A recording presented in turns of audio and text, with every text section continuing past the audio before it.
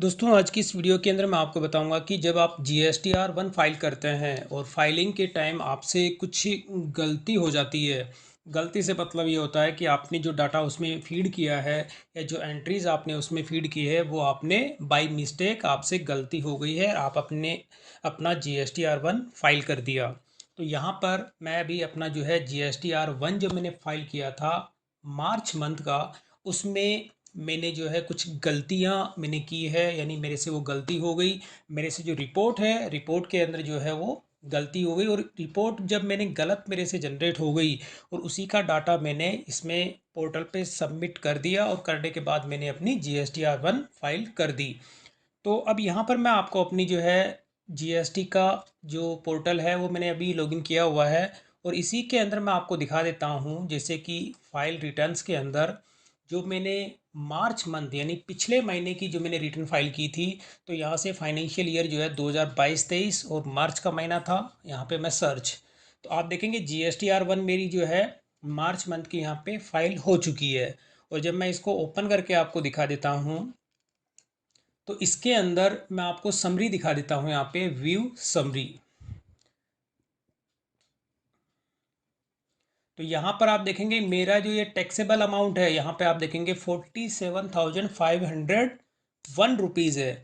और IGST amount यहाँ पे है मेरा 7,037 रुपये। और CGST और SGST अमाउंट आपको यहाँ पे देखने को मिलता है, जो कि ये अपने आप में जो है डाटा गलत है। अब जो सही डाटा क्या है वो मैं आपको दिखा देता हूँ। तो ये रिपोर्ट मैंने यहाँ पे तैयार की है मेरी मार्च मंथ की। तो मेरे यहाँ पे टोटल सेल जो मेरी हुई थी 2,27,258 रुपये की हुई है। तो अब ये जो रिपोर्ट का जो डाटा है, यानी कि इससे जो मैंने पहले रिपोर्ट बनाई थी वो मेरे से गलत रिपोर्ट मेरे से बन गई। अब ये जो है रिपोर्ट मेरी फाइनल रिपोर्ट है, और ये मैं कंप्लीट बना चुका हूँ स्टेट वाइज। और यहाँ पे जो इसकी समरी आ रही है 2,27,258 रुपये। तो अब ये वाली समरी जो है इतना, यानी कि आप देखेंगे कि एक तरफ पोर्टल के अंदर जो मैंने डाटा फीड किया है, यहाँ पर आप मेरी टैक्सेबल वैल्यू आ रही है 47,000 की। 47,501 की मैंने GSTR 1 फाइल की है, जबकि मेरी एक्चुअल में जो रिपोर्ट जनरेट होती है वो निकल के आ जाती है 2,27,000 रुपये की। तो अब ये जो डाटा है ये सारी की सारी आपको अमेंडमेंट करना है। तो इसके लिए आपको क्या करना है, वापस अपने पोर्टल पे आना है, और पोर्टल पे आके आपको बैक और यहाँ पे अपना वापस डैशबोर्ड पे आपको क्लिक करना है। अब आपको जो ये है फाइल रिटर्न्स, इस पे आपको क्लिक करना है। और अब आप जैसे फाइनेंशियल ईयर, आपको ईयर सेलेक्ट करना है यहाँ पे कि कौन से ईयर की आपकी GSTR 1 की आप अमेंडमेंट करना चाहते हैं। तो जैसे कि मैं अभी मार्च मंथ की करना चाहता हूँ, तो आपको यहाँ से जो है अप्रैल सेलेक्ट करना होगा, क्योंकि एक महीने इससे प्रीवियस, यानी कि अप्रैल अगर मंथ, अगर मान के चलो आपको अगर मार्च के अंदर या फरवरी का डाटा आप अमेंडमेंट करना होता है, तो आप यहाँ से फाइनेंशियल ईयर सेलेक्ट करेंगे 2022-23, और यहाँ पे आपको मार्च सेलेक्ट करना है। तो मार्च सेलेक्ट करोगे तो फरवरी के अंदर जो आपने एंट्रीज गलत की है उसका डाटा आप इसके अंदर अमेंडमेंट कर सकते हो। लेकिन मैंने ये जो गलती की है वो मैंने मार्च मंथ में की है, तो मैं यहाँ से फाइनेंशियल ईयर 23-24 सेलेक्ट करूँगा, और अप्रैल मंथ है इसको मैं करूँगा सर्च। तो अब इसके अंदर आपको क्या आता है कि अभी ये अप्रैल मंथ की जो है GSTR 1 की डेट आप देखेंगे कि 11/5/2023 है। लेकिन आपको इस पर क्लिक करना है, क्योंकि आपको इसमें अमेंडमेंट करना है, ना कि GSTR 1 आपको फाइल करनी है। तो आप यहाँ पे इस पर क्लिक करेंगे GSTR 1 की टेबल पे, और फिर इसके अंदर आपको स्क्रॉल डाउन करेंगे तो यहाँ एक ऑप्शन दिया गया है अमेंड रिकॉर्ड डिटेल्स। तो आपको इस पर क्लिक करना है, और क्लिक करने के साथ ही अब आपको यहाँ पे जो भी आपका इन्वॉइस होता है, जैसे मेरे B2C हैं, तो यहाँ पे B2C अदर्स पे मैं क्लिक करूँगा। और जैसे ही मैं इस पर क्लिक करता हूँ तो फाइनेंशियल ईयर बाय डिफ़ॉल्ट इसके अंदर आ जाता है 2022-23 और मार्च का महीना। अगर आप इसमें प्रीवियस और भी जैसे जनवरी, फरवरी, अप्रैल से लेके फरवरी तक का जो डाटा अगर आप इसमें अमेंडमेंट करना चाहते हैं तो वो चीज़ भी आप इसमें कर सकते हैं। लेकिन अभी मैं मार्च मंथ के अंदर जो है ये वाला, इसी मंथ के डाटा को मैं अपडेट करूंगा, जो कि मेरे से गलत इसमें फीड हुआ है। अब मैं समरी पे अगर आता हूं, तो समरी पे सबसे पहले जो यहाँ पे आप देखेंगे कि आंध्र प्रदेश की एंट्री है मेरी। तो आंध्र प्रदेश की एंट्री को मैं सेलेक्ट करूँगा पोर्टल पे आके। अब यहाँ पे मार्च का मंथ मैंने सेलेक्ट किया है और आंध्र प्रदेश, और इसे मैं करूँगा अमेंड रिकॉर्ड। तो जैसे मैंने सेलेक्ट किया आंध्र प्रदेश, तो इसके अंदर क्या होगा, इससे पहले मैंने जो एंट्री इसमें फीड की हुई है, तो वहाँ पे आप देखेंगे कि ये वो डाटा आ गया जो कि मैंने GSTR 1 के टाइम में फीड किया था मार्च मंथ के अंदर। ये अमेंडमेंट मैं अप्रैल के अंदर कर रहा हूँ। और अब यहाँ पे जो एंट्री है, एंट्री मैं आपको दिखा देता हूँ। ये आंध्र प्रदेश की एंट्री आप देखेंगे 12% के अंदर जो अमाउंट यहाँ पे निकल के आ रहा है 4,582 रुपये 14 पैसा। अभी इसमें से पैसे जो डेसिमल है आप उसको रिमूव कर सकते हैं, लेकिन अभी मैंने इसको जो है रिमूव नहीं किया है आपको समझाने के लिए। तो यहाँ पे ये जो डाटा है आपको इसके अंदर फीड करना है, तो यानी कि 4,582 रुपये 14 पैसा। तो यहाँ पे पहले मैंने एंट्री की हुई है 255 रुपये की, जो कि गलत है। तो इस डाटा को आपको इस सीट से, जो फाइनल सीट है आपकी, इससे आपको अपडेट करना है।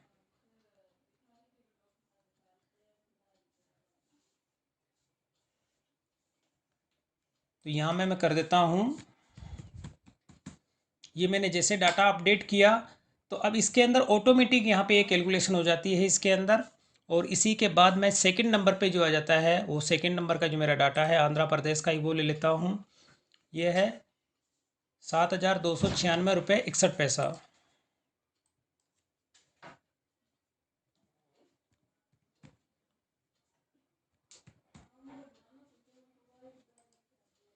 तो ये देखिए, अब यहाँ पे ये एंट्री मेरी अपडेट हो चुकी है, मतलब मैंने डाटा इसमें फीड कर दिया, और फीड करने के साथ ही अब मैं इसे कर देता हूँ सेव।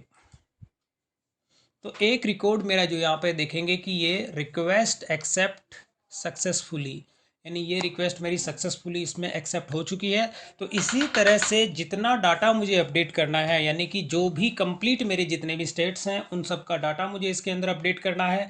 और अगर मैं वापस यहाँ पे देखूँगा, सेलेक्ट करता हूँ आंध्र प्रदेश, और मैंने किया जैसे अमेंड रिकॉर्ड, तो यहाँ पे क्या है कि ये ऑलरेडी इसके अंदर अमेंडमेंट हो चुका है, तो इस वजह से अभी इसके अंदर अमेंड नहीं होगा। डाटा आप यहाँ पे देखने को मिलेगा कि जो मैंने चेंजेस इसमें किए हैं वो डाटा आपको इसके अंदर देखने को मिल जाता है। तो ये चीज़ तो होगी दोस्तों कि इस तरह से आप इसको अमेंडमेंट कर सकते हैं। तो बाकी की जितनी भी एंट्रीज़ हैं मैं कंप्लीट करने के बाद आपको दिखाऊंगा कि इससे पहले मैंने आपको दिखाया था कि मेरा डाटा जो टोटल मैंने मार्च मंथ के अंदर 47,000 का GSTR 1 सबमिट किया था, जबकि एक्चुअल के अंदर मेरी जो GST निकल के आ जाती है 2,27,000 तक का अमाउंट मुझे उसके अंदर फीड करना था।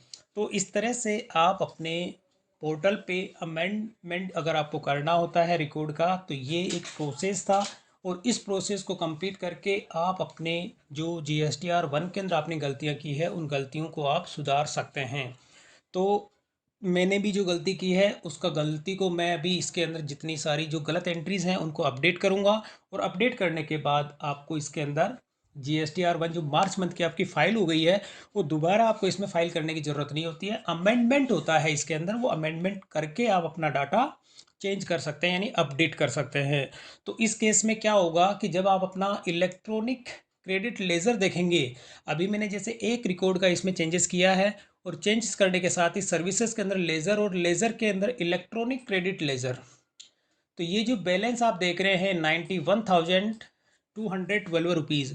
तो जैसे ही मेरा GSTR 1 के अंदर अमेंडमेंट बढ़ता है, तो ये इलेक्ट्रॉनिक क्रेडिट लेज़र है ये कम हो जाएगा। क्योंकि जब आपकी सेल बढ़ेगी, तो सेल बढ़ने पर जो उसमें टैक्सेबल अमाउंट होगा वो आपका इलेक्ट्रॉनिक क्रेडिट लेज़र में से ही इसमें से जो है लेस होगा, और लेस होने के बाद ये वैल्यू इसकी कम हो जाएगी। तो इस तरह से ये लेज़र कितना कम होता है, यानी डिपेंड करता है कि आपकी सेल जो हुई है वो कितने की हुई है, उसी बेस पे ये डाटा इसके अंदर रिफ्लेक्ट करता है। तो यहाँ पर ये इलेक्ट्रॉनिक क्रेडिट लेज़र है, इसी का ये टोटल वैल्यू, जैसे मेरा अमेंडमेंट कंप्लीट हो जाता है, तो कंप्लीट होने के बाद में आपको इंटरेस्ट भी पे करना होगा। यानी कि 1 महीने के बाद अगर आप अमेंडमेंट करते हैं, तो 1 महीने का आपको इसमें इंटरेस्ट लगेगा। 2 महीने, 3 महीने, यानी अप्रॉक्स आपको जो है पूरे साल का अगर डाटा अमेंडमेंट करना होता है, तो आप सितंबर तक का जो भी होता है फाइनेंशियल ईयर, अप्रैल से लेके मार्च तक का जो डाटा है, आप सितंबर से पहले आप अपडेट कर सकते हैं पोर्टल पे, और उसके बाद आप इसमें कोई भी अमेंडमेंट नहीं कर पाएंगे। तो दोस्तों, ये एक सिंपल सा प्रोसेस था। इस प्रोसेस को आपको फॉलो करके अपने GSTR 1 के अंदर जो डाटा अगर आपको अमेंडमेंट करना होता है, तो वो आप कर सकते हैं, जो कि मैं अभी कर रहा हूँ। तो दोस्तों, अगर वीडियो पसंद आए तो इसे लाइक और शेयर जरूर करें, और मेरे चैनल को सब्सक्राइब करना ना भूलें।